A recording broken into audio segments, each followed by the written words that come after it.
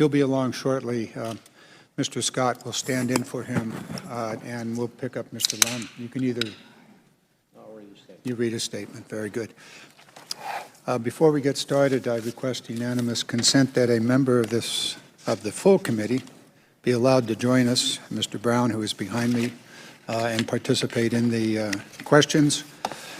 And there's a formal way. I ask unanimous consent that a non-subcommittee member be allowed to participate in today's hearing after all the subcommittee members have had an opportunity to ask questions. Is there objection? There being none, the non-subcommittee member is recognized at an appropriate time for a 5-minute question. Okay, with that, committee will come to order. Ladies and gentlemen, I call the committee to order, the Readiness Subcommittee of the Armed Services Committee. Since February of this year, this subcommittee has been conducting extensive oversight of the privatized military housing program. We first heard about the systemic failures in the privatized military family housing program from a panel of courageous military spouses who provided graphic and disturbing testimony about lead, mold exposure, rodent infestations, rude and dismissive house management, and ineffective oversight of the program by the services. Then we heard from the Assistant Military Service Secretaries on their efforts to address the failures of oversight that led to the privatized military housing crisis, and the plans of the services to continue to make improvements. Today we will hear from 5 of the private military housing partners for their perspective and, importantly, their plans for bringing family housing back to the level our military families deserve. I also want to make one thing clear. While we do not have all of the privatized military housing partners present today, that in no way means that those who are not here are off the hook. We're watching them. We expect them to do right by the military families that they provide services to. Our oversight of this issue will continue, and we're watching not only those 5 that are here, but those who are not. I've heard troubling reports about the Michaels organization, Clark Realty Capital. I'm particularly concerned by reports about the abusive use of non-disclosure agreements. For all of the housing partners, whether you are here today or not, I'm putting all of you on notice that this committee will be watching, and we will not tolerate in any way the abusive and problems that we have seen. It's deeply troubling that I'm still, after these months, getting reports that certain partners continue to show a blatant disregard for the seriousness of the issues facing our military families, and frankly, a lack of respect for our service members and their families. They deserve better.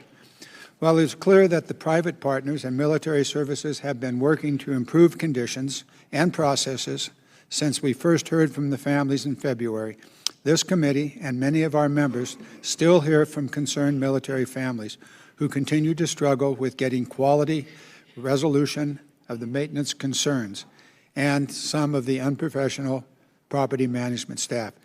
There is work yet to be done, and we will continue to follow up on these issues until they are resolved to the satisfaction of the military families and this committee.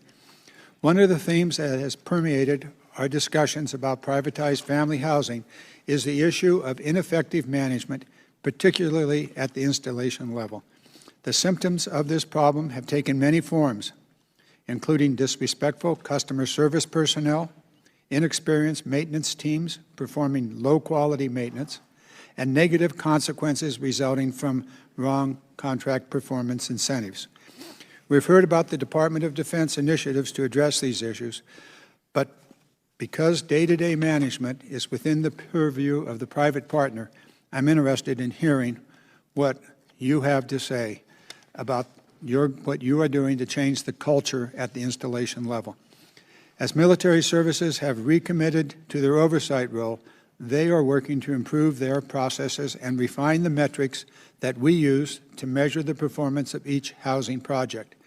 I'm looking forward to hearing from our witnesses today with the degree to which they are cooperating with these initiatives and the steps that they are taking to ensure that the housing enterprise is as transparent as possible. Counterproductive practices, such as closing maintenance work orders before the problems are resolved in order to artificially bolster closure statistics, or asking tenants to sign non-disclosure agreements as a matter of routine when they move out of a unit, are simply not acceptable. All of you have had enough time to assess and scrutinize the problems. And as we move into 2020, the focus now must be on action. Not only must corrective policies and processes be instituted across the enterprise, but you must develop mechanisms to ensure that the sustainment of positive change and the sharing of best practices to ensure our families receive high-quality housing, regardless of where they live. We ask our service members and their families to sacrifice enough in service to their country.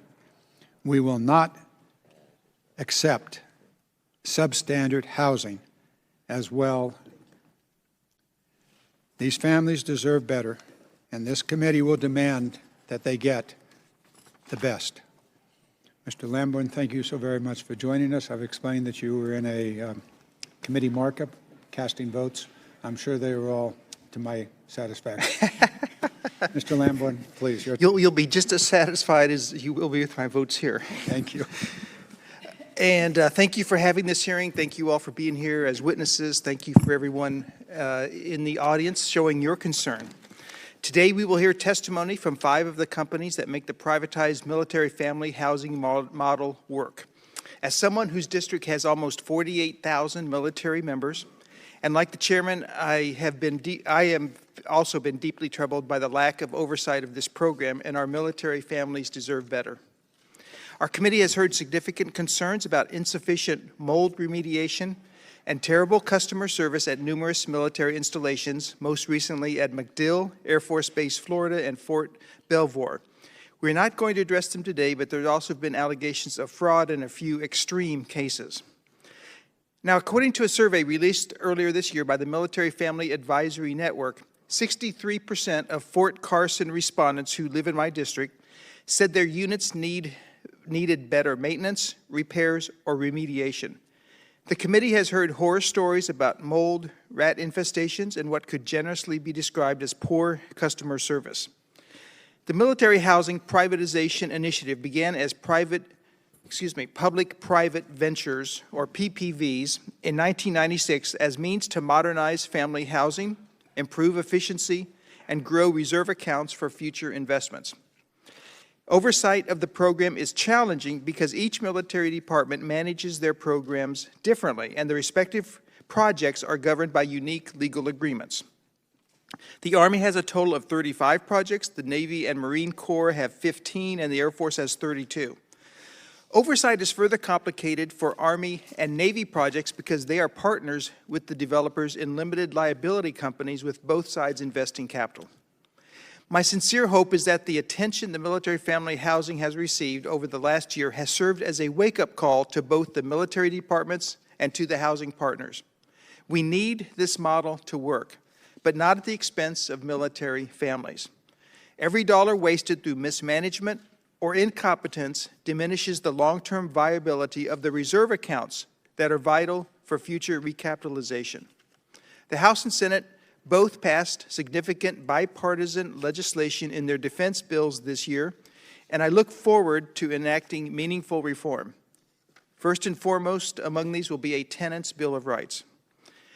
The military departments have an inherent responsibility to provide oversight for these projects. A recent Air Force IG report found, quote, a pervasive misperception that when housing was privatized, it was effectively outsourced. Leaders at many levels did not actively engage as they might have on other issues based upon misunderstanding of their authority, unquote.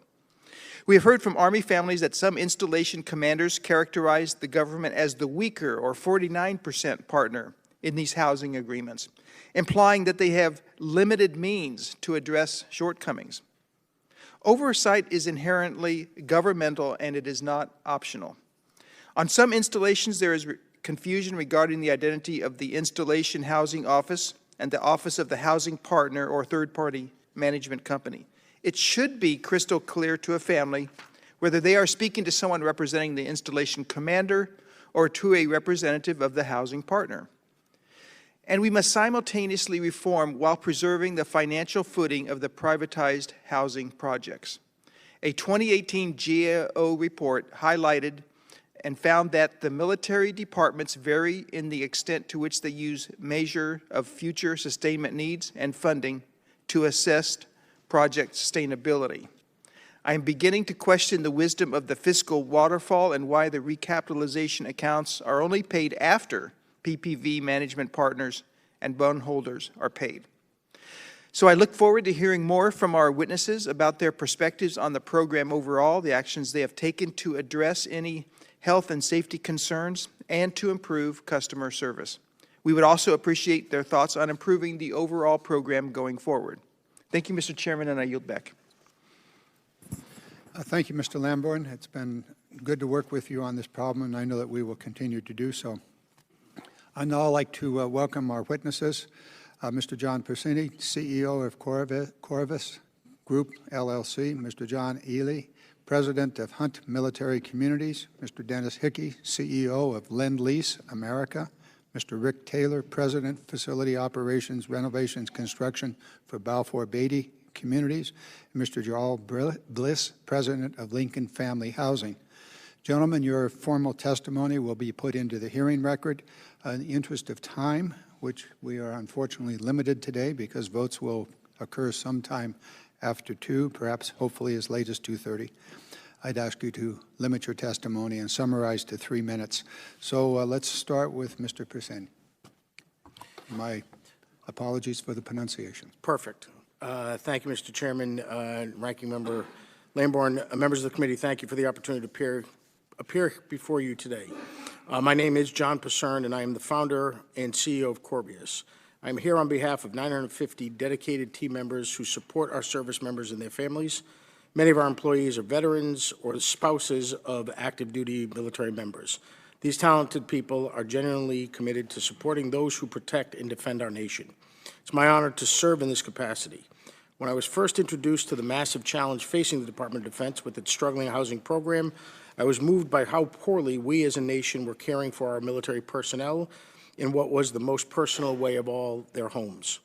The DoD was committed to creating a real long-term solution, and with our experience, I believed we were well suited to help. When I founded our company some 20 years ago, we set out to create something that could fix the housing challenges that were facing our military. And after 9/11, a very important job became a vocation. When I was last on the Hill in February, I said I was sorry, in no uncertain terms. I apologized for the issues some of the residents were dealing with. I said we would do whatever it takes to do right by all of our residents. Today, I want to tell you a few of the things that we have done since I apologized nearly 10 months ago. Since early in 2019, we've been making changes in a concerted effort to get back to the gold standard. Gold standard of resident service will be known when we have deployed service members who are able to speak to their families about their daily lives, what's happening at school, and not about problems they're experiencing within their housing. We will know that we've achieved the gold standard when our residents talk about Corvus and the things that they are doing at resident events, strong sense of community, and a team that has helped create a better living environment. With that goal in mind, we added neighborhood staff to work directly with families. We moved our resident service call centers back onto the installations so that our residents talk to somebody right down the street as opposed to a central call station. We launched the Corvus Resident Portal so that residents can use their smartphone or laptop to place service calls, track progress, and let us know if we've gotten the job done right. We established the role of resident advocate to work as an ombudsman for those families with more challenging issues. From the early days of the MHPI program, it was well understood that to give our service members the homes they deserve, the program needed to operate in a consistent state of development, construction, and financing. Solving the housing challenges has always been based on a regular investment in homes, building new homes while maintaining homes, both new and old. An investment in these homes is an investment in the service member. That's why we have injected new money into the program $325 million of private capital in 2019, with another $150 million prepared for 2020. We're also putting close to $200 million to work from our partnership reserves, $675 million altogether at no cost to the government. These investments will be used to replace or completely upgrade some of the most challenging homes we maintain. More than 16,000 homes will be brought up to higher energy standards like new heating, air conditioning systems that give residents a better home experience while saving the program nearly $300 million over the course of the next 30 years. As someone who's been in the program for nearly 20 years, I can say from personal experience that the homes that we inherited were in terrible shape, in many cases uninhabitable. Through the MHPI program, we were able to upgrade or replace thousands of older homes in the early years. However, to date, 46% of our homes in our military portfolio were built before 1980 and some as old as 1870. As we look into the future, there's a lot to be encouraged about and some real challenges as well. The priority is to deliver gold standard resident service older homes that cost more each year to maintain, and drive constant investment in new homes and renovations. Corvius will continue to work tirelessly for our families. We will keep innovating, finding new answers to give service members the homes and resident experience they deserve. We are proud to serve our military women and men, as we believe there is no higher calling in our industry. I thank you for this time and look forward to your questions and dialogue. Thank you. Mr. Eller. Chairman Garamendi, Ranking Member Lambourne, and distinguished members of the subcommittee, good afternoon. My name is John Ale. I am president of Hunt Military Communities. Thank you for the opportunity to be here. At Hunt, we are entrusted to build quality communities for America's heroes. We take that responsibility very seriously. During the Senate hearing in February, it became obvious to us that there were families living in our homes whose voices were not being heard. We lost their trust, we're sorry, and we want to get it right. We have heard our residents loud and clear, and we are singularly focused on rebuilding their trust in us and improving their living experience. Over the past year, we have been working diligently on that front. First, we recognize that quality homes and resident services depend on open and regular communication with our residents. We need to hear from all of our military families in order to address their issues. We have made a number of improvements to make it easier for our residents to communicate with us. In addition, we understand that maintenance is a critical part of providing quality homes, and earlier this year, it became clear to us that we had substantial room for improvement. While maintenance issues will inevitably arise, it is our goal to provide professional, transparent, and timely service. In the last year, we have enhanced maintenance processes, added key positions, and improved training. Finally, we are actively supporting reforms to ensure the long-term success of the MHPI program. We are by no means perfect, and there have been times when our performance has fallen short of our residents' expectations. We are committed to taking the necessary actions to rebuild the trust between Hunt and our residents. We have made progress over the past year, but our work is far from done. Thank you for the opportunity to testify today. I look forward to hearing your questions and hearing your thoughts and answering any questions. Thank you. Mr. Hickney. Chairman Garamendi, Ranking Member Lambourne, and distinguished members of the subcommittee, my name is Dennis Hickey. I am Chief Executive of Lend-Lease America. Lend-Lease is a proud partner of the Department of Defense. Hold the microphone up closer. Sorry. Lend-Lease is a proud partner of the Department of Defense, and we have the privilege of overseeing 40,000 homes that contain over 130,000 people who call Lend-Lease communities home. Mr. Chairman, the issues being discussed here today are critical for both Lend-Lease and for me personally. No family, much less a military family, should be subjected to living in substandard housing conditions, and I reiterate our apology for any creation that we have caused in this instance. At Lend-Lease, we are proud of the work we do to take care of our military families. However, we realise we have more work to do and we must continually improve. As an example, Lend-Lease process over 400,000 service orders per year. Last month, we processed approximately 25,000 service orders across our homes. Pleasingly, 97% of these orders were successfully completed on time and function. We think this is a good result and we're proud of that. However, it does mean that 3% of those orders were not effectively processed on time, and that is the big issue. So, Mr. Chairman, members of the committee, that 3% is my central focus. What can we do to get that number down? How can we take care of these families more quickly and more effectively than we currently are? In order to improve our performance, we have recently taken the following steps. Firstly, we've significantly increased our focus on customer service. We've added new staff, new suppliers, new contractors, and instituted new training modules to train our staff. For example, we've instituted a maintenance academy to train all of our maintenance people. Secondly, we've introduced new resident smartphone app. This contains a volume of information easily accessible to residents, including the ability for them to initiate and track service requests. The use of this app has doubled in the last 6 months across our communities. Thirdly, we've introduced new mould inhibiting protocols. These include new mould painting techniques, enhanced filter protections, new ventilation systems, and other initiatives. Fourthly, we're continuing to invest in digital technology to improve all aspects of our business.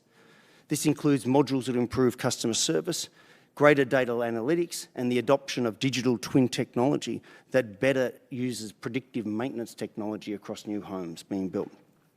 Finally, Mr. Chairman, I'm particularly proud of the work that we have done in establishing the resident advisory boards on our communities. Our objective is to create an open and transparent environment where residents work collaboratively with us in order to create an active and engaged community. We looked to other sectors for inspiration and identified the school and PTA model as the benchmark. We all know that when you see a strong PTA, you see a strong school. Similarly, our resident advisory boards are designed to allow residents to regularly engage with both Lendlease and the local command to work together to ensure housing issues and quality of life concerns are addressed and best practice is shared. Our goal is to have one neighbourhood representative for every 400 homes, and these representatives become members of the Resident Advisory Board. In addition, Lendlease Project Director and Garrison representative are members of this board. We believe this initiative is already having great impact, and this is evidenced by the correspondence I received last night from the Safe Military Housing Initiative, which was founded by some of those military spouses who appeared before the Senate committee earlier this year, who asked me to read this statement on their behalf today. Quote, Lendlease and their team have embraced some of the toughest critics by sitting down and building a relationship with them. These relationships have benefited the project companies and the residents on a micro and macro level. Lendlease is leveraging their best staff to help build best practice and better serve our military families. By closing gaps and changing cultures at the local and corporate levels, Lendlease has been able to build effective relationships with their staff, government officers, project companies, family advocates, and most importantly, the residents, to improve program work and its efficacy. Mr. Chairman, we appreciate the work this committee has done to find sensible solutions to improve the quality of privatised military housing, and we remain committed to being part of the solution. I look forward to your questions. Thank you. Mr. Taylor. Good afternoon, Chairman Garamendi, Ranking Member Lambourne, and distinguished members of the subcommittee. My name is Rick Taylor, President, Facility Operations, Renovations, and Construction for Belfort Beatty Communities, and I appreciate the opportunity to testify before you today.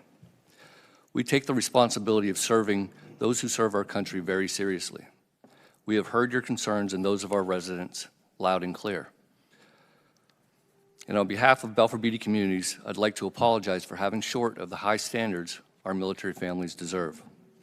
We are working hard to regain the trust and confidence of our residents and our military partners. This has truly been a humbling experience.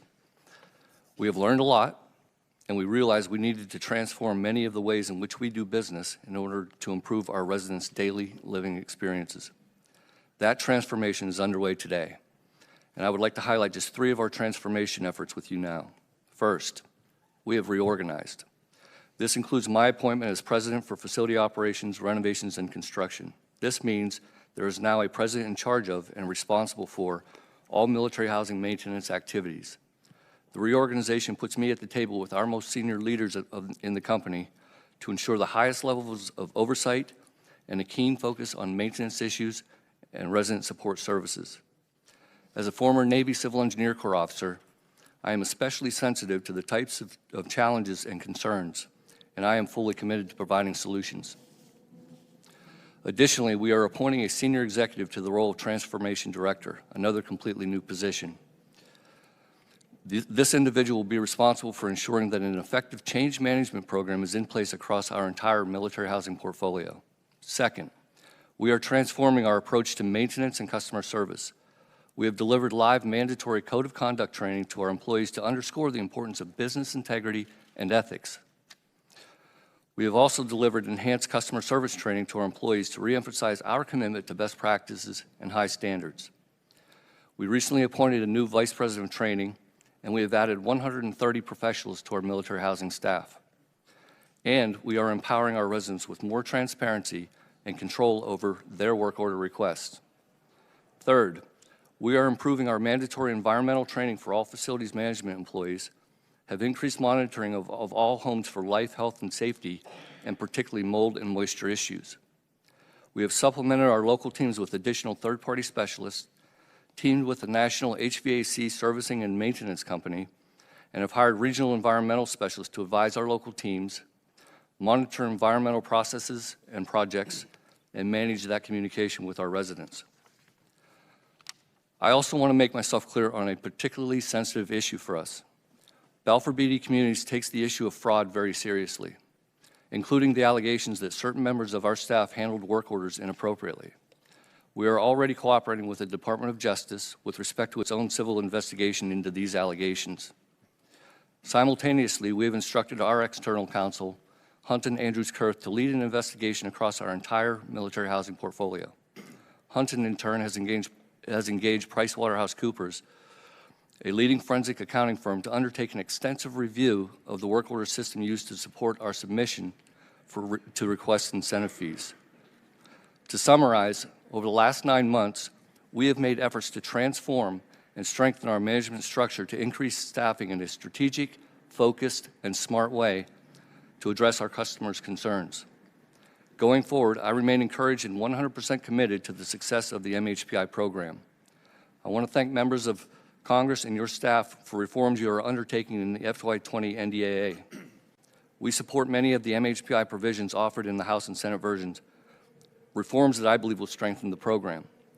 For example, we wholeheartedly support the creation of a resident Bill of Rights, a common lease, a uniform mold policy, a uniform resident displacement policy, and standardized incentive fee metrics.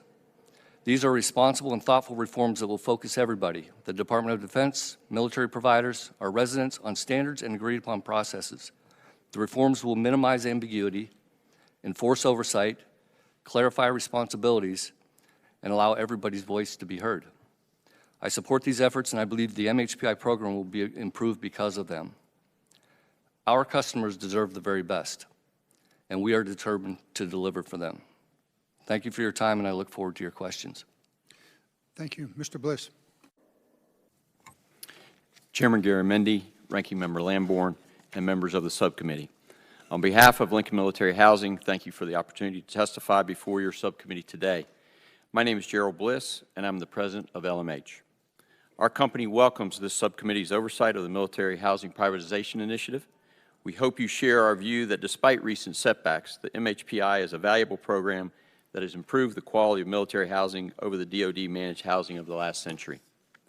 We also welcome your oversight of LMH's ability to deliver the high-quality housing and property management services our nation's heroes deserve. Over the past year, our company has listened carefully to the concerns some families have expressed about the quality of their LMH housing. More than 1,200 LMH employees, many of whom are veterans, military spouses, or have members serving in the military, wake up every day to serve our families with honor and integrity. But it is obvious that some of our families feel we have come up short. As the president of the organization, I apologize to our military families for the times we have failed to live up to expectations.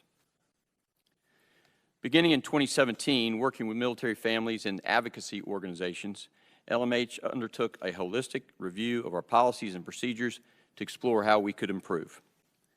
We identified, developed, and implemented several reforms to address two main goals. The first was to improve the quality of our homes and services. The second goal was to make reforms that reestablish a culture of trust, transparency, and dialogue with our residents. I'm pleased that as I sit here today, many of those reforms have been implemented. Let me list a few of these for you. First, we have worked with a military family organization to identify and place advocates in over a dozen of our communities, with more in the pipeline. These advocates seek to identify issues before they become problems and try to work with families in Lincoln to resolve them. Second, our on-the-ground property managers and personnel have set a goal of proactively knocking on residents' doors even when there is no work order pending, just to check in with the resident and ask if there are any issues with the home that we need to address. In addition to addressing issues with the home, this reform also helps reestablish a culture of trust and dialogue with the families. Third, we have been responsive to requests from residents for improved access to communications tools. We have significantly improved our mobile phone app that enables residents to submit and track work orders. We still maintain our call center in San Diego for those who prefer to call in work orders. And fourth, we have worked with our service branch partners to get public health and medical experts involved in cases involving environmental hazards more quickly. Navy and Army have given us access to doctors and specialists who help both us and our families understand when a family should be moved while remediation is performed. These are just a few of the reforms we have undertaken. We're in the process of making further reforms, many of which we believe are consistent with several provisions in the HASC and SASC marks of the NDAA. As your subcommittees look at how LMH and other PPVs are performing, I look forward to working with you and our DoD partners to explore new and creative ways to improve our military families' experience in our housing.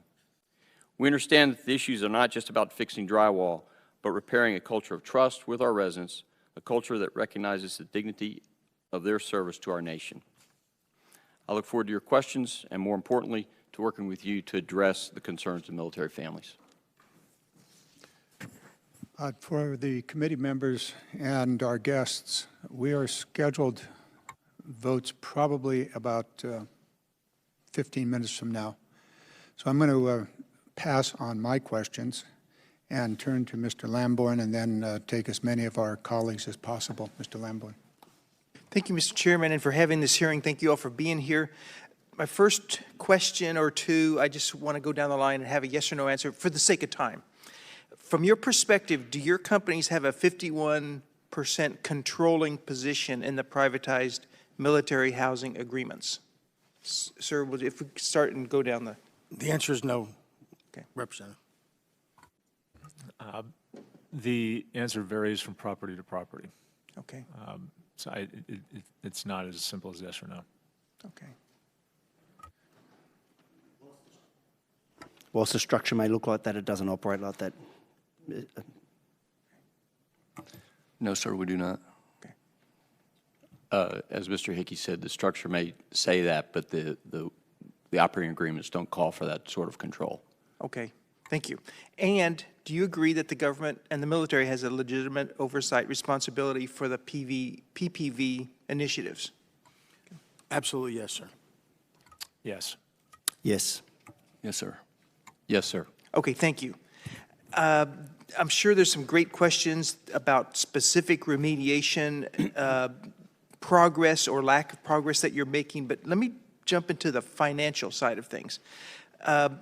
Should Congress intercede and require that we restructure the waterfall agreements so that the result would be that reinvestment accounts have to be fully paid up before everyone else gets paid? That's something that would be a radical departure, but it's the kind of reform that we may have to look at. Any thoughts on that you'd like to offer? So, Representative, I think that as the program is currently structured, it was set up and is set up so that we can continue to advance investments and have continuous investments if allowed to do so. Working with our DoD partners and with support from Congress, I think we can get there without having to go through tremendously radical changes. I do believe, though, that an adjustment in the waterfall to make sure that investment is consistent would be of benefit. Okay. Any other thoughts or comments? Thank you. Mr. Taylor? Congressman, I think certainly it's worthwhile to consider, everything's should be on the table for consideration, but I'd say that, we have lending agreements that would have to be maintained such that debt service is paid where it's currently prescribed in the waterfall. So that being said, if we didn't disrupt that, then I think that we should certainly be having that conversation about figuring out a better way to ensure long-term sustainability. Okay. Any last thoughts on that? And then I'll switch to another question. No, I support, Congressman, I support that position. I think at the end of the day, the objective is to make sure there is sufficient capital in the reserve account to undertake out-of-year development. There are a variety of solutions to do that. I think, the interest of bondholders and debt holders need to be, factored in mind, and so therefore it'll be a complex arrangement to undertake. Okay, and lastly, for the sake of time, I'll finish with this. Could someone comment on what we could do here in Congress to make your job easier so that the finances work better, so that the investments can be made to keep properties as a high quality condition as possible? So is there anything like with the scoring that OMB calls for that we should re-examine? So, Mr. Representative, I think that if we went back to the premise on the program, or the beginning of the program was based on what was known as the Raines memo from OMB, that was rescinded over time. So we start out with the right program and the right investment philosophy and the right investment thesis, but then change the game midstream. So if we just went back to that original scoring methodology, that would continue to allow us to add additional, which was always the premise, additional funding sources on a going forward basis. So if we kind of went back to the original rules, I think we would be able to solve many of the investment challenges. Anyone else on that? No, Congressman, I agree with that. I think the scoring process could be reviewed. I think at the end of the day, looking for additional sources of funding is proactive if we can do that across, across the structures. I also think the other issue that is around the BAH process, and I think that process is set annually, and whether it goes up or down regarding, where it sits within relative outside the base accommodation. I think probably the optics about how that is determined is something that is very vital, because that is the revenue source of the bases in its entirety. So maybe some transparency around the optics of how the BAH is calculated would be beneficial. Okay. Okay, I want to thank you. Mr. Bliss, did you want to finish? Yes, sir. I just wanted to add, I also would say anything Congress could do to create flexibility on financing that we could use private sector tools without having scoring issues. I agree with Mr. Purcern on that. Okay, thank you for your input. Mr. Chairman, I yield back. Thank you, Mr. Lambourne. Presumably votes will begin shortly. We are told that we are expected to be off the floor and back here around 2:30. So we'll break, and then, without objection, we'll break and then return. Ms. Horn, you're next. Thank you, Mr. Chairman, and I want to thank this entire committee for the work that we've done on this incredibly critical issue in a bipartisan way. And I think the beginning of the work that we've done in the NDAA for this year is critically important. But I want to dig in a little bit more to the issues that we're talking about and what this means for our military families, because the first time I heard about these issues was at a town hall in January. And a mother showed up and brought pictures of the housing that they were living in, told me about the conditions and the health impacts that their families at Tinker Air Force Base, which, Mr. Taylor, is a Balfour Beatty property. And I was angry and frustrated and hoping it was a limited problem, but sadly found out that it was not. And this is why we're here today. Because the issues that have already been laid out, the infestations, are rampant across Tinker. And it's one of those things that is so outrageous to me, that we're not taking care of our service members and their families and the way that they deserve, these people that are putting their lives on the line. And Balfour Beatty has responsibility for 55 different facilities across 26 states, 43,000 homes, and 150,000 people. That is not an insignificant impact. And I'm incredibly disappointed that you have failed to live up to your responsibility for taking care of the people that are living in these houses.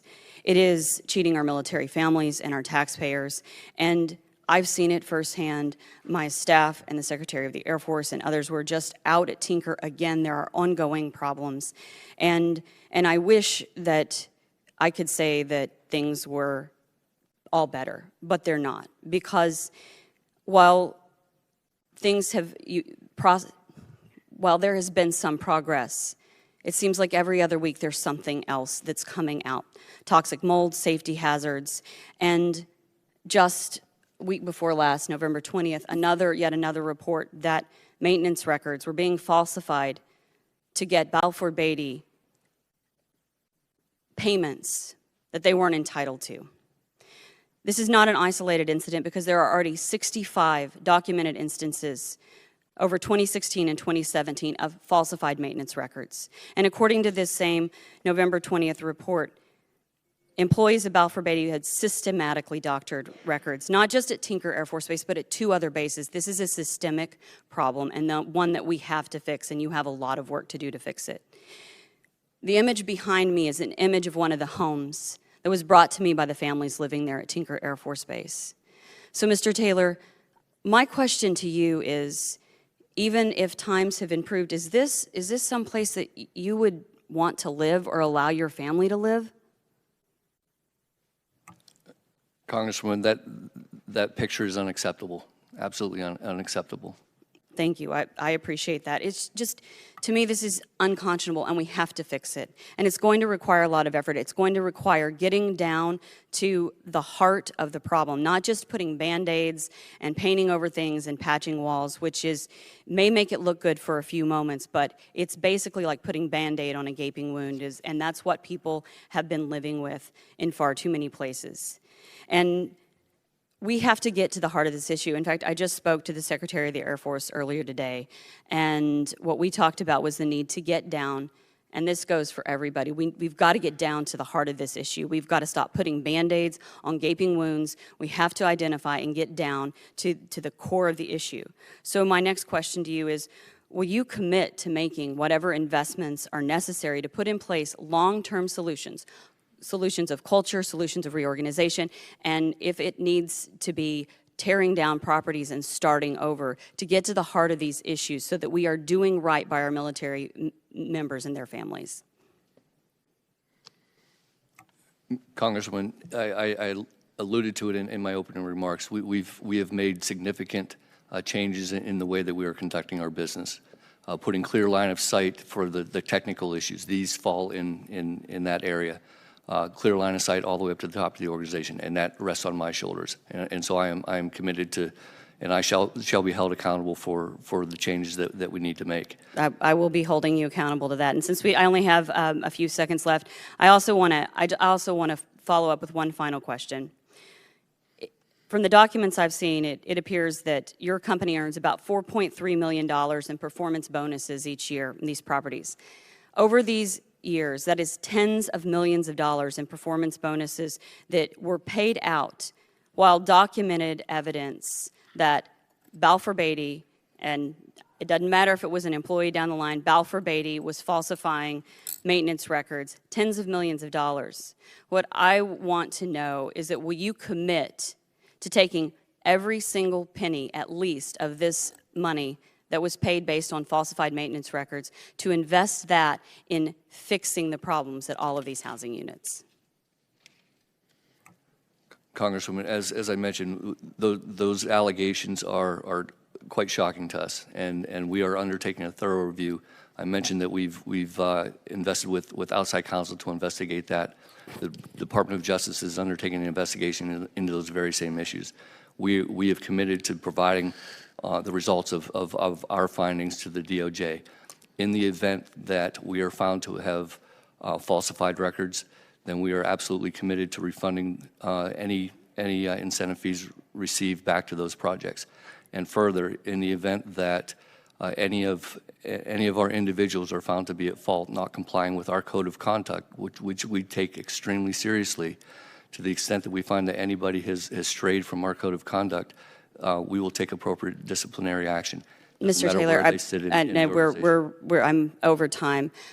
I just think that it's important for us to say we are going to continue to work on this, but the confidence that our communities have and that our service members have in their ability to trust their families to your care, collective care, has been seriously eroded, and it is going to take a lot of work, transparency, and contrition to get to the root of this. Thank you. Thank you, Mr. Chairman. Ranking Member Lamborn. In February, we had a roundtable with the spouses and military members affected by these housing issues. And I want to tell you that I found those spouses and those soldiers who were there, primarily spouses, to be extremely professional and credible. And I was a little taken back at a couple of things. One of the things I was taken back at, it's our fault or the DOD's fault. I don't think our base commanders and I don't think the DOD took this issue serious enough in many cases. I think where we had good base commanders, it was taken serious, and then in other areas, maybe poor base command allowed part of these things to happen. But the primary issue that got my attention was the complexity of the landlord-tenant contract written by lawyers of extremely large corporations that you represent that is then handed to a soldier who may be, quite honestly, just out of high school in many cases. And so when you hand these service members the contracts, there are provisions in these contracts and the mediation contracts that are intentionally designed to and have the impact of financial intimidation of our service members and their families that say that if they take you to mediation, if that's their only course of action where they can resolve the issue and they don't win, then they have to pay your legal fees.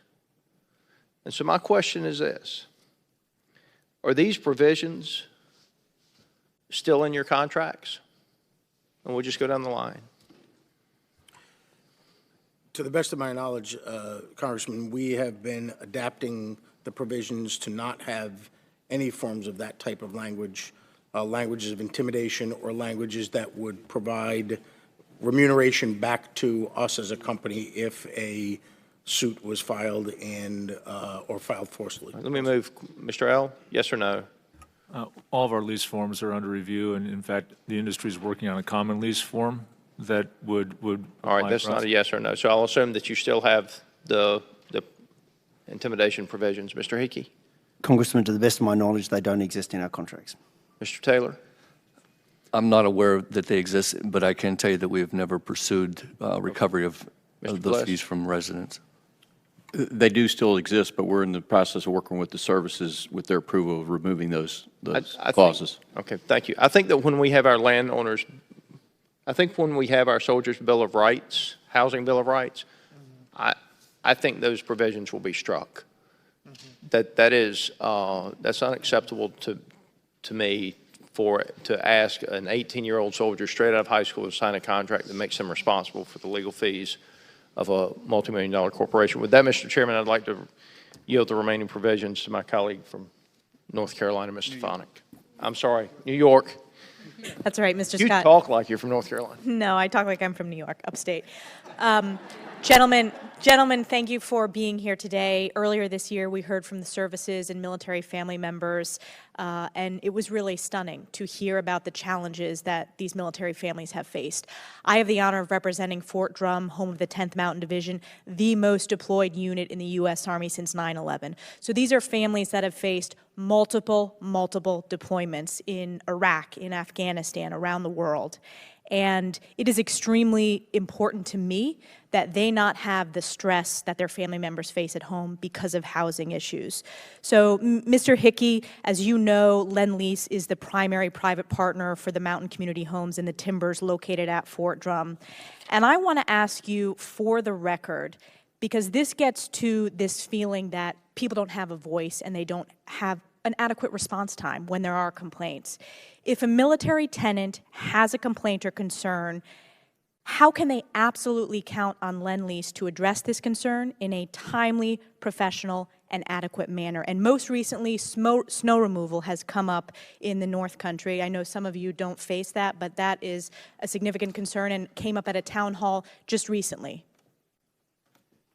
Thank you, Congressman, for the question. We operate in a structure with very clear protocols of responding to inquiries. We give residents multiple access points to, if any concerns, they can come straight to our project director, they can come through our customer service, they can come through our resident apps. We monitor all of the requests digitally, so it's all done through a system, so it's not a manual process, and we can track anything that's not monitored or not assessed in time comes as an exception to us. And so we have a management regime looking at the things that are not addressed in an appropriate manner.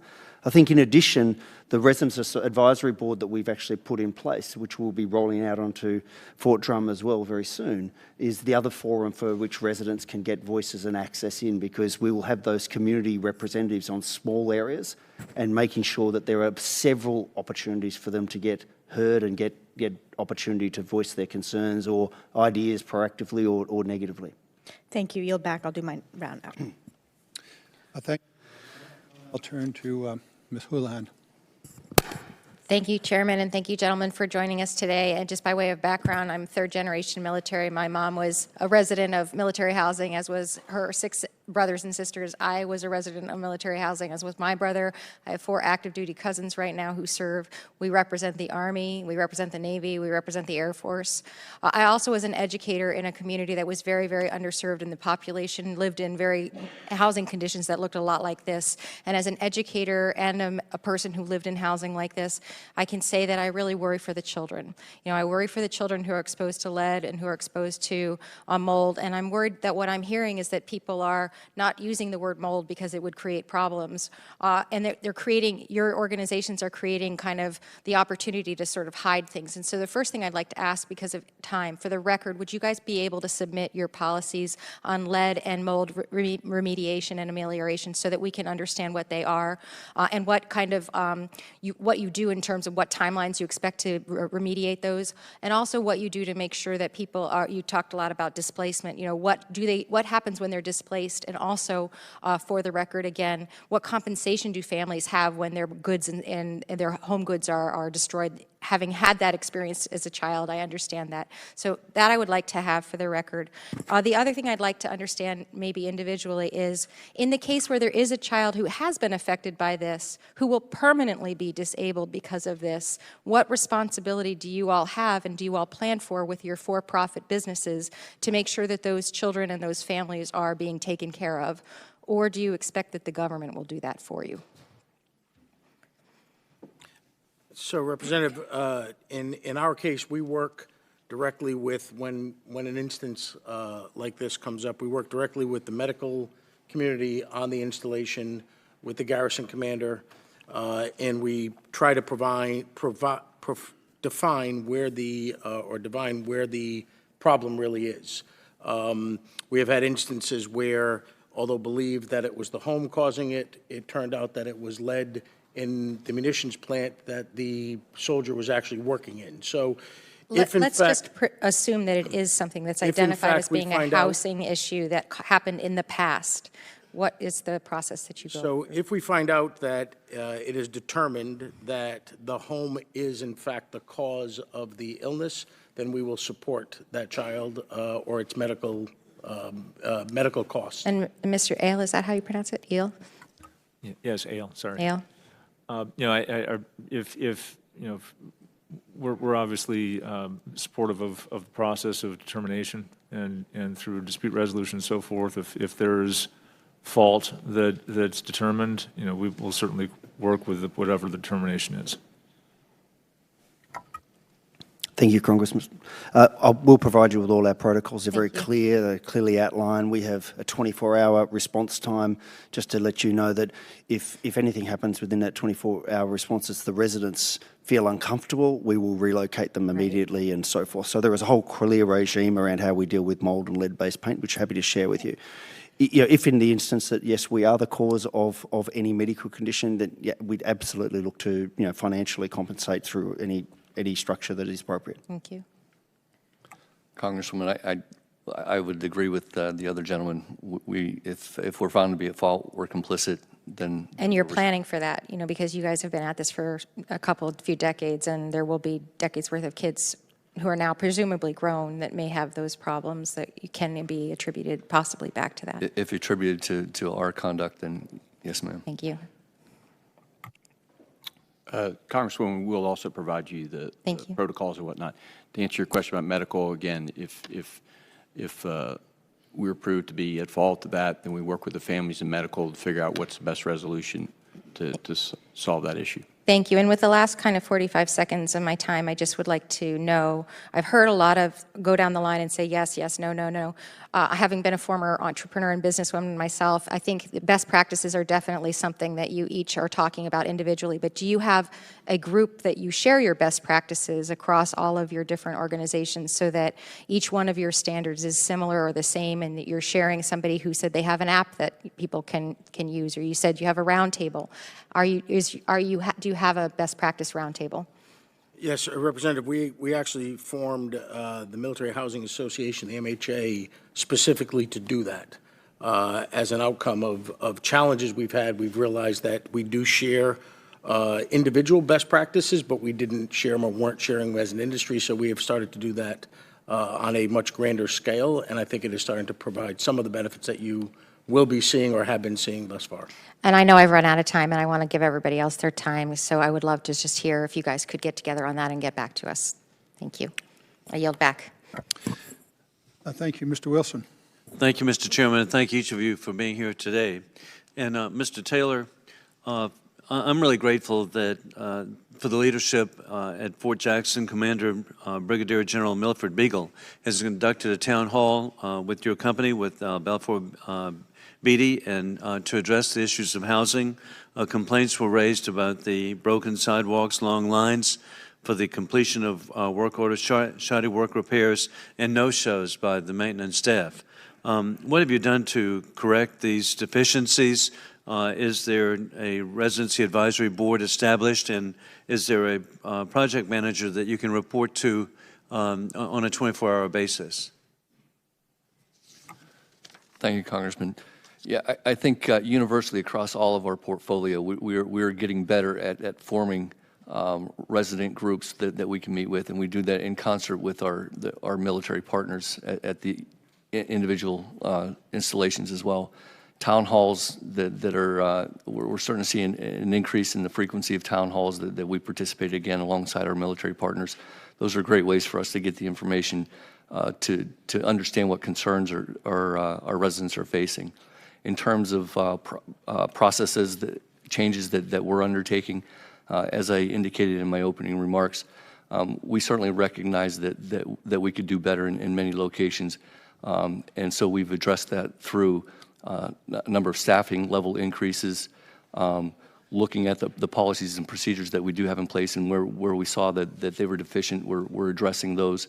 So it's not as simple as one, addressing one area to address a more broad problem, but we're taking on a number of different areas to improve. But a lot of that is through process, procedure, making sure that we've got appropriate staffing at the level. Is there a hotline where a resident could report an issue? Yes, sir. We have an 800 toll-free line that any resident, employees, anybody can call to let us know at the corporate level any issues that they're facing that aren't being addressed locally. Thank you. And Mr. Ale, Joint Base Charleston is a Hunt military community. However, there's some confusion about the structure of your deal with the military. I understand there's a 50-year deal. The agreements are not contracts, and that you're considered a partner, not a contractor. Can you explain this and how the system works? All of the LLCs we have are 50-year ground leases, the land owned by the government. And the partnership element is that these are meant to be true public-private partnerships. With the Air Force, which is what JBC is, the Air Force is not a legal member of the LLC like the Navy or the Army are on their projects, but the Air Force does have an investment in the form of government direct loans, so they have a financial interest in the project, and so there is a partnership. And of course, none of these can succeed without having a really good functioning partnership, and a partnership is both cooperation but also mutual accountability, and it works very well with the Air Force. Thank you, and I yield the balance of my time to Congresswoman Elise Stefanik. Thank you. Just to follow up, one of the aspects in the NDAA that we've focused on is the importance of a common tenant bill of rights. And I want to hear from each of you, and I'll start with you, Mr. Hickey, just because of the importance of your answer to my district. What rights are you proactively ensuring that are afforded to our military families who are leasing your properties, and how do you measure that success? Thank you, Congresswoman, for the question. We have all been working diligently with the services on a common Bill of Rights. So we've participated, we've put forward our suggestions, and so that's well documented, and I think that we're almost solution. But putting in the ability for residents to receive refund, for example, if they're in a situation where they are in a house that has not been maintained properly, they can get refunded rent. Putting in plain English version contracts, right to actually terminate contracts, if there is something wrong with the house. Giving more flexibility back to our residents is something that we've been focused on. Sure, and I know you've communicated that to the services. What about to the families? Have you solicited feedback from military families for suggestions for that tenant bill of rights? Yes, we have. Yes, as I said before, we've been liaising with the Safe Military Family Initiative. We've been liaising directly. We've been holding town halls across all of our bases, and including Fort Drum, and getting that feedback and asking what they would like to see. So it has been a collaborative approach. Okay, and the rest, I'll take the answer for the record because my time's expired. Thank you. Yes, Thank you, Chairman. Ms. Holland. Thank you, Chairman. Thank you. And thank you all so much for coming. I appreciate you being here and taking the time to be with us today. My district is in New Mexico's 1st Congressional District. I have Kirtland Air Force Base, and we have 365 days of sun per year, and the climate is extremely dry. And yet, we have still had reports of mold there for whatever reason. It sounds kind of strange, but nonetheless, that is one of the issues that my constituents have reported to me. I am a daughter of a 30-year career Marine, so I grew up in military housing all along Southern California and in Virginia, both. And so luckily, I have nothing but good memories of those times, unlike many of the families who unfortunately do not share that same, will not share the same memories that I do. So I do hear some good things from my district. For example, I hear the new maintenance comment cards include information about the technicians coming into the homes, as well as what work they're doing, and that quality of the repair work has improved. There's better communication, and that's absolutely vital, and I'm glad to hear that Hunt is taking these steps. Also hear about the Fall Festival and other family activities, and those are all good things. Unfortunately, substantial challenges remain.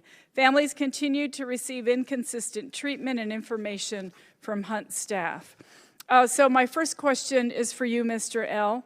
Can you please share what steps your company has taken to improve and standardize customer service? Yes, Representative. The lack of consistency is something that we're extremely focused on all across our portfolio.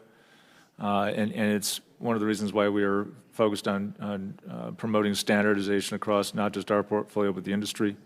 So we look at things like variances in response and completion standards, not just at a property, but across the portfolio and across the industry.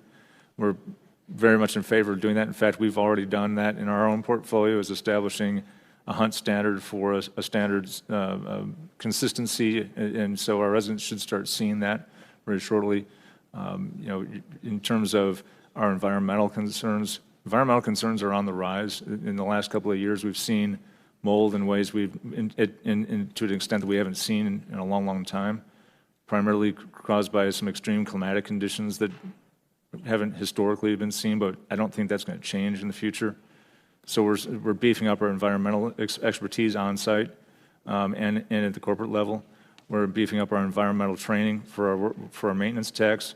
We're adding maintenance techs. We're adding QA/QC professionals to ensure quality of work completion. And we're have made a great deal of progress in filling all those positions. And then, of course, increased training across all of our people. Thank you. Thank you. I'd like to turn to the issue of mold, and thank you for raising that yourself. It continues to be a major challenge, and we've heard that from my colleagues. Many families want to have licensed and certified third-party experts conduct testing in their homes. Some have been told that Hunt and other housing companies won't accept these results, or that third-party experts would not be permitted to enter the homes. Mr. L., what is Hunt's policy regarding mold testing by licensed third-party experts? We tend to follow the EPA guidelines related to testing, and the EPA tends to advise against testing because they find it to be inconclusive. And as examples from elsewhere in our portfolio is we've had tests on houses that don't readily apparently have mold that the tests come back high. On the other hand, we've been in houses where there's obvious mold all over a wall, and the test comes back that there is no mold in the house. So we've found that it's difficult to find a reliable test. Would you allow families to seek a second opinion on the presence of mold in their homes by licensed third-party experts?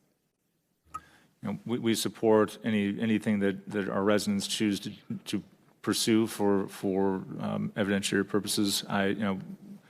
Again, we've found that testing is unreliable because it can go either way. It could be a false positive or a false negative. Thank you. I'd like to, how much time do I have? Chairman, I yield. Thank you. Mr. Fonig. Thank you. One of the aspects of this crisis that I think is really important is prevention and mitigation. And at Fort Drum, we have a relatively young population of young soldiers, young military families. Oftentimes, this is the first time that they're responsible for their home that they're living in. How are you, Mr. Hickey, investing and sort of providing educational materials for those young family members and young service members to know to contact you before something gets to a crisis level that we've seen in some of these photos?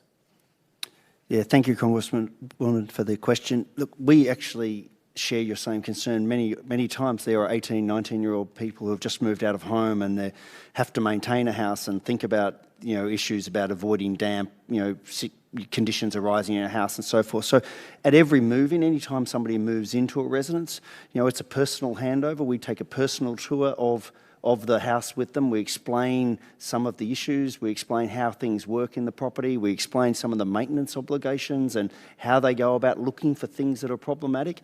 We also do a 30-day and a 90-day check-in with them to make sure that, how are things going, what are we doing, if they want any help in terms of, looking after their home. And we also do a yearly inspection on all of the properties. So in all of those times, we seize the opportunity to help train them or help educate them or give them visibility as to what they can do better.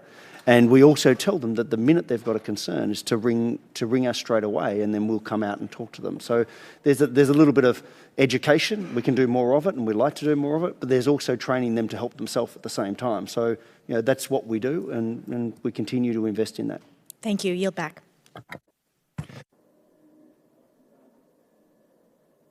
Thank you, Mr. Chairman. I thank the committee, the subcommittee, for allowing me to participate in today's hearing. Let me just start by saying, look, I support the military housing privatization initiative. I support things like enhanced use lease on military installations. I support public-private partnerships. In Maryland, we've done a lot of good things, from the Port of Baltimore to the Purple Line to travel plazas on interstate roads.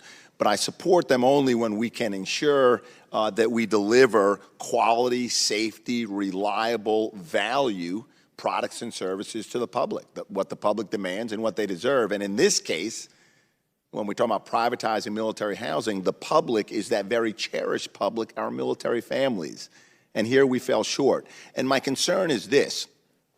I get that circumstances may have changed over the decade or so when we started the program to where we are today. I hear about the drawdown. I hear about the reductions in the BAH rates and how that put pressure on the ability to deliver quality. But what concerns me is that it took the courage of military spouses to come to Congress. The Pentagon didn't come to Congress and say, we have a problem. You didn't come to Congress and say, we have a problem. The framework, the model, the formulas that we based these agreements on years ago doesn't work because of a changed environment. Instead, military families got squeezed, and it was military spouses who stepped up. And that's a shame on you. It's a shame on the Pentagon, and we've got to fix it. Mr. Piserne, I got that right? Piserne, close enough? Yeah. In February of 2019, earlier this year, at a SASC hearing, you stated we hired a world-renowned specialist at no cost to the government to renew our mold and mildew procedures so that here, too, we are living up to the gold standard. Yet today, you're now saying it's, quote, it's going to take some time to get back to the gold standard of communication and service that residents enjoyed in the early years of our MHPI partnerships. Why have you, this is the question, why have you not been able to return to the gold standard that you promised to Congress and more importantly to our service members? Why has your position changed? Sir Congressman, our position has not changed. We endeavor to return to the gold standard. As I mentioned in my testimony, the gold standard really will be when a deployed soldier is able to call back, which is one of the tenets that we founded our business on. We'll call back from forward deployment and talk to his family or her family about what's happening in their lives and not deal with homeowner or home issues. We are getting closer and closer back to that standard. We're not there yet. Let me ask you this question. I also don't want to accept the fact that we got there because it's an ever-growing. And let me ask you this question. At Fort Meade, Maryland, and you had mentioned in your testimony today that town halls and greater communications with service members is a big part of it and their families. It's my understanding that at least one service member has been denied access to those town halls or those communications. Are you familiar with that? Congressman, I am not familiar with that. Okay, I would ask you please to familiarize yourself with that so that when we say that service members are in both formal and informal communications with you, that means all service members. Mr. Chairman, I'd ask unanimous consent to enter into the record a letter that I've sent today to the installation commander at Fort Meade asking the garrison commander, Colonel Sprague, to really step up his oversight at Fort Meade because I really believe that you guys are not even making forward progress as you had committed earlier this year. Without objection, Mr. Chairman, can we enter this into the record? Yeah, without objection, is my turn. There being no objection. Thank you. So ordered. Another question. Several of the service members that are stationed at Fort Meade have conveyed to me that they've experienced direct retaliation from your company in response to their attempts to resolve maintenance issues with their homes. These behaviors include obscene gestures, drive-by harassment, denying access to the resident response group, which I just mentioned, and a refusal to address maintenance issues until a service member receives a PCS. First of all, are you aware of that? If so, whether you are or not, do you condone this behavior? And finally, what actions are you going to take to ensure that harassment immediately ceases? So, Congressman, we absolutely take any form of retaliation, retribution, or harassment seriously and do not condone that behavior. I am not aware of any specific cases where that has taken place. I will look into it immediately, and I will report back to you once we have our findings. Well, I appreciate that because, I mean, these are serious allegations. And look, when military families are stepping up and just protecting their own rights, they certainly do not warrant retaliatory measures. With that, Mr. Chairman, I yield back. Thank you, Mr. Brown. Ms. Escobar. Thank you so much, Chairman. I'm very grateful for this hearing. Thank you to our panelists.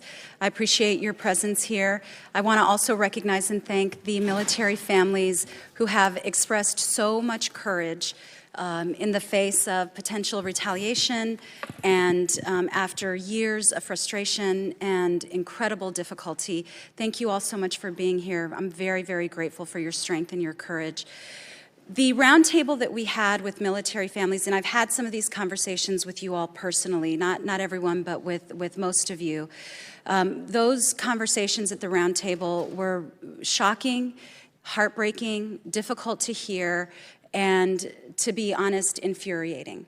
And I am very grateful that there's been a spotlight placed on all of this and that there has been a demonstrated desire to preserve the private-public partnership but to improve it in order to sustain it and make sure that we continue it. Mr. Taylor, we had a conversation about all of this, but as I mentioned to you all in my office, what was particularly troubling, on top of the many issues that families brought forward, issues that literally meant that people's lives were upended, that health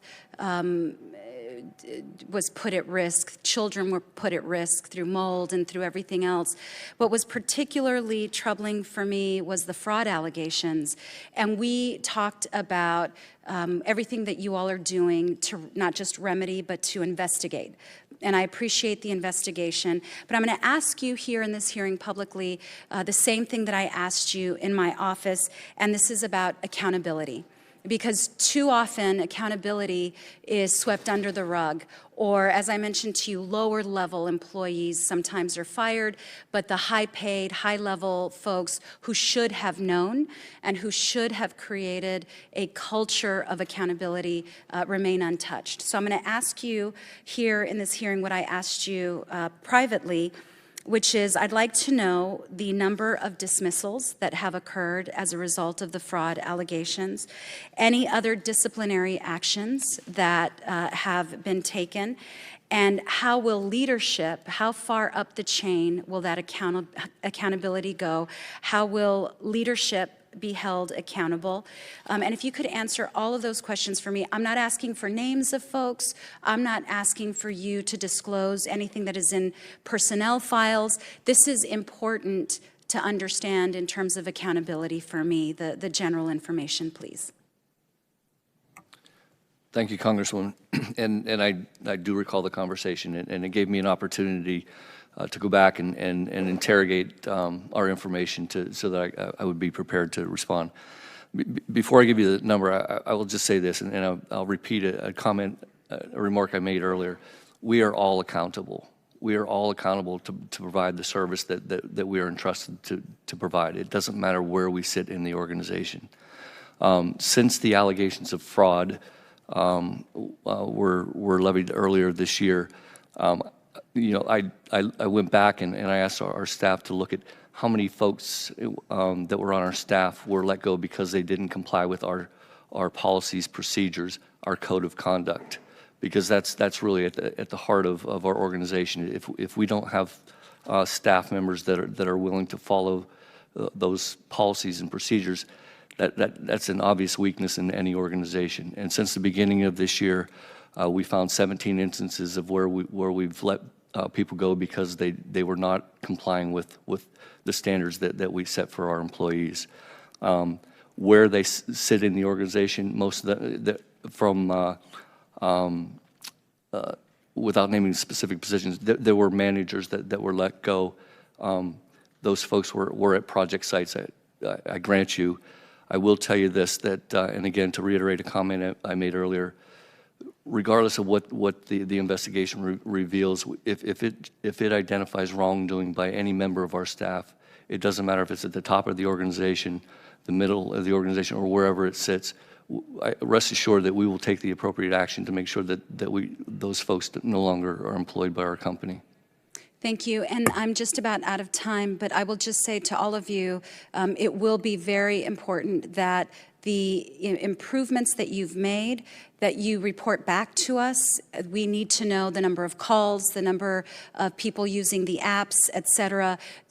We need to see within a time certain a reporting back, complete transparency, because that's the only way that we can hold you all accountable as well as hold ourselves accountable. Mr. Chairman, I yield back.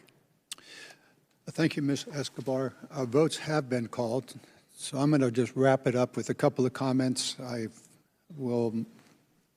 noticed that the quality of questions from both sides here have asked most everything I would have asked, but I want to make a couple of comments. First of all, this hearing is one of a series. We will not let this issue go. As long as I'm sure the members of this committee are still members of the House of Representatives, we're going to stay on this. And certainly the committee will, certainly during my chairmanship, and I'm sure should that lapse and somebody else has it, it'll carry on. So be aware, gentlemen, And for those who are not here that are part of this system, they too are going to be held accountable along the lines of the questions asked by the committee. Several things need to be noted. First of all, we knew right at the outset that part of the problem was that the base commanders did not take responsibility. That is changing. That needs to be addressed. The Pentagon is well aware of it from the previous secretary all the way down the line, and we'll see to it that that accountability remains within the military and the base commanders. Secondly, there will be a Bill of Rights. It is in final or near final form. We've not had a chance to review it. I am told the Pentagon is awaiting the passage of the NDAA and the final version of it, which will have some, may have some impact on the Bill of Rights itself, but it will be forthcoming, and it will in many ways deal with many of the issues that we've heard here today. Secondly, the question of the lease contracts themselves. We will push that all leases across the entire military reach the highest standard of any state lease. Homeowners and tenants laws in the highest standard, which I'm told might be Massachusetts, but I claim California. We'll see. If any of the members think that their tenant rights are better in North Carolina, well, bring it forward and we'll see. But in any case, we will try to achieve, consistent with the multiplicity of contracts that do exist between the military and the private housing providers, we'll make sure that the lease contracts protect the tenants. So the tenants will be in the first order. Secondly, many questions about metrics. How do we observe quality or lack thereof across the whole range of issues? Those metrics are under review, and I would ask any member that has ideas about what should be in those metrics to bring it to us, and we'll drive that forward.